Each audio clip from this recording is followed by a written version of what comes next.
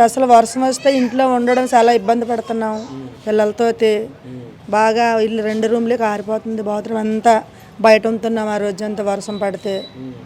ఎప్పటి నుంచి ప్రాబ్లం ఉంది మీకు? ఎప్పటి నుంచి అంటే ఇళ్లలో దిగిన కాడ నుంచి ప్రాబ్లం అండి. వర్షం వస్తేనే ప్రాబ్లం కనపడుతుంది, వర్షం రాకపోతే ప్రాబ్లం ఏం కనపడదు కదా. అసలు పెద్ద వర్షం వస్తే ఇండ్లలో ఉండట్లేదు. 4 సార్లు రిపేరింగ్ చేయించినా అదే ప్రాబ్లం వస్తుంది. ఇప్పుడు కూడా చెట్ అవ్వట్లేదు. మీరు అధికారులకు చెప్పారమ్మా ఇలాంటి సమస్య ఉందో మాకు ఇల్లు ఇచ్చారు? చెప్పామండి, చెప్తేనే 4 సార్లు పంపించి రూపాయలు చేయించారు, అయినా కారిపోతుంది. ఈ 4 సార్లు చేయించినా మళ్ళీ మామూలుగా ఉంటుంది, అప్పటిలాగే వస్తుంది. మరి ఇప్పుడు వర్షాకాలం కదా, మరి వర్షాలు పడతాయి, మరి ఇప్పుడు పిల్లలతో ఉంటున్నారు మీరు? పిల్లలతో ఉంటున్నానండి. మరి ఎలాంటి పరిస్థితి? మరి పరిస్థితి ఏంటంటే వాళ్ళు చెప్తే వస్తున్నారు, పోసేస్తున్నారు, వెళ్ళిపోతున్నారు, మళ్ళీ అదే పరిస్థితి వస్తుంది. ఇంకా మేము ఏం చేయాలో అర్థం కాక ఇలా ఉంటున్నాం వర్షం వచ్చినా.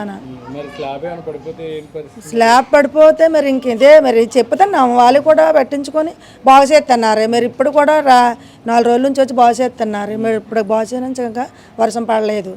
ఇప్పుడు కూడా చూడాలి మరి అది సెట్ అవుతుందో లేదో.